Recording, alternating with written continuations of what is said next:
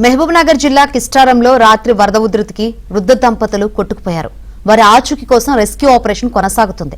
సహాయక చర్యలను జిల్లా కలెక్టర్ విజయేంద్ర బోయి బైక్ పై వచ్చి పరిస్థితిని పర్యవేక్షించారు.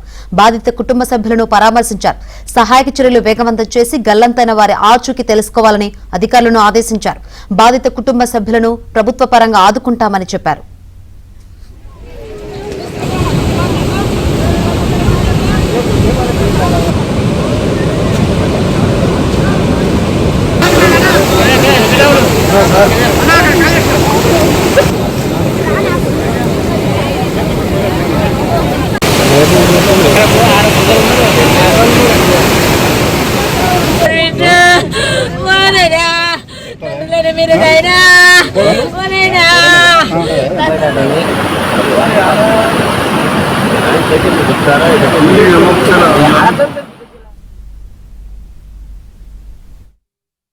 వైఫ్ అండ్ హస్బెండ్ కొట్టుకుపోవడం జరిగింది.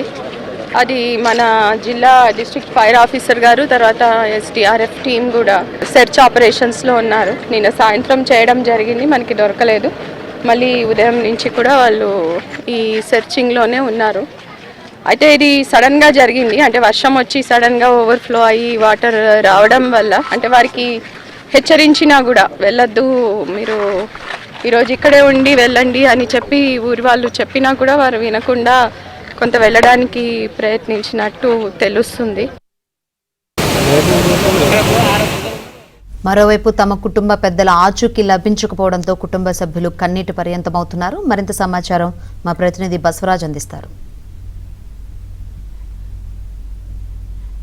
విపరీతంగా కురుస్తున్న వర్షాలకు వరదలు వచ్చి ఇద్దరు వృద్ధ దంపతులు కొట్టుకుపోయిన ఘటన మహబూబ్నగర్ జిల్లాకు సమీపంలోని కిస్టారం గ్రామంలో చోటు చేసుకుంది. కిస్టారం గ్రామంలోని పోతిరెడ్డి చెరువు అలుగు పారడం, అదేవిధంగా అంబటపల్లి, అదేవిధంగా కిస్టారం, అంబటాపూర్, పోతిరెడ్డిపల్లి, కిస్టారం గ్రామాల మధ్యలో ఈ చెరువు ఉంటుంది. ఈ అలుగు భారీగా పారుతుంది. అయితే అంబటపల్లి గ్రామానికి చెందిన బాలయ్య, రాములమ్మ అనే దంపతులు కిస్టారం గ్రామానికి నిన్న సాయంకాలం వచ్చారు. అయితే వాళ్ళ పింఛన్ డబ్బుల కోసం ఇక్కడికి రావడం జరిగింది. తిరుగు ప్రయాణం మళ్ళీ సాయంత్రం 6 గంటల ప్రాంతంలో ఇక్కడ నుంచి మళ్ళీ తిరిగి వెళ్తుండగా భారీగా ఈ వర్షాలు కురిసిన నేపథ్యం, అదేవిధంగా ఎగువ నుంచి వస్తున్న వరద ఈ పోతిరెడ్డి చెరువు పూర్తిగా నిండుకుండలా మారి భారీగా ప్రవాహం దిగువకు అలుగు పారుతుండడంతో ఇక్కడ గమనించని, అంటే సదా ఎప్పుడూ ఇదే విధంగా ఉంటుందనుకొని పొరపాటు పడ్డ ఇద్దరు దంపతులు అక్కడి నుంచి నడుచుకుంటూ వెళ్తుండగా లోపల ఏదైతే రోడ్డు డ్యామేజ్ అయ్యి గుంత ఏర్పడింది, ఆ గుంతలో కొట్టుకుపోవడం జరిగింది. ఆ తర్వాత ఇక్కడ నిన్న సాయంకాలం నుంచి కూడా గ్రామస్తులు గాలింపు చర్యలు ప్రారంభించారు. అదేవిధంగా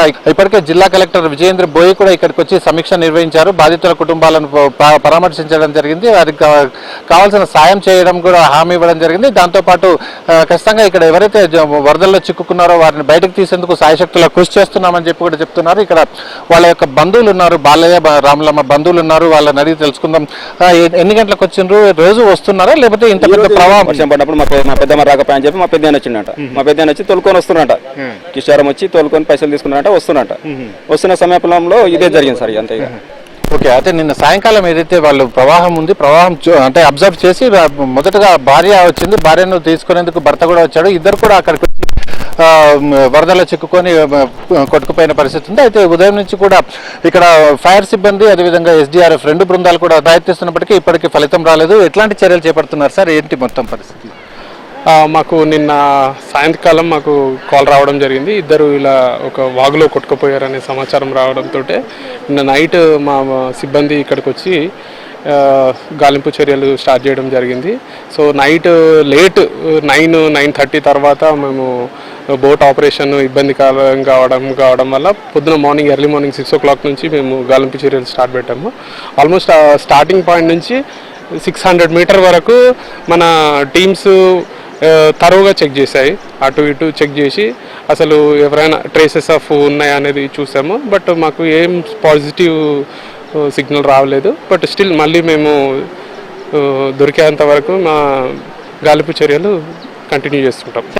ఖచ్చితంగా ఇక్కడ వరద చూస్తే చాలా పెద్ద ఎత్తున వరద వస్తుంది. ఇంత వరద వచ్చినప్పటికీ కూడా ఈ సహాయక చర్యలు అయితే కొనసాగుతున్నాయి. దాదాపు 10 ఫీట్ల డెప్త్ కూడా నీళ్లు ఒక్కొక్క కుంటలో ఉన్నాయి. అయినా కూడా సహాయక చర్యలు చేపడుతున్నాం. ఈ సాయంకాలం వరకు ఫలితం వస్తుందన్న ఆశాభావం ఇక్కడ ఎవరైతే ఇక్కడ రక్షణ చర్యలు చేపడుతున్నారో ఫైర్ సిబ్బంది వాళ్ళు వెల్లడిస్తున్నారో. విడుదల సంతోష్తో బసవరాజ్, ఏబిఎన్ ఆంధ్రజ్యోతి, మహబూబ్ నగర్.